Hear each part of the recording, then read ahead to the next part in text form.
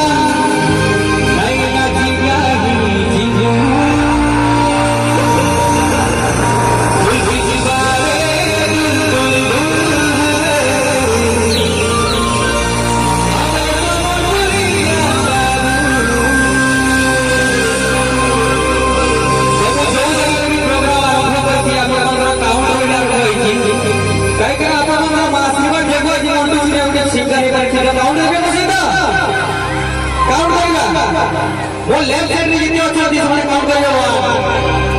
अच्छा कितने काउंट करेगा हाथ ऊपर बोल काउंट करेगा ना जैसे राइट साइड में चली 2 ठीक है करिए जो साइड बोल काउंट करेगा वो ना साइड आके ना अच्छा सेटा लेफ्ट होके राइट देखिएगा लेफ्ट राइट 1 2 3 4 ओके आउट करो आउट ये मझी तो मझी राइट पकड़ लेफ्ट ये लाइट रो ये बड़ा राइट राइट ताको हरे मारे छे सेटू ये जबरदस्त करते ठीक है वो राइट है इधर की अच्छी की आज देखिए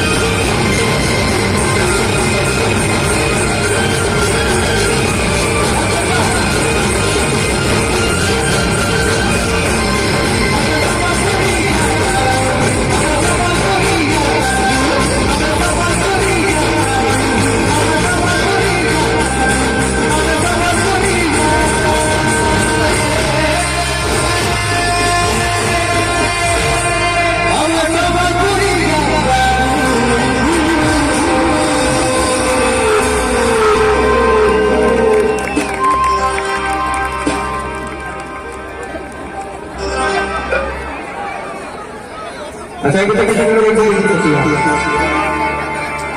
kita naam वाला बनेगा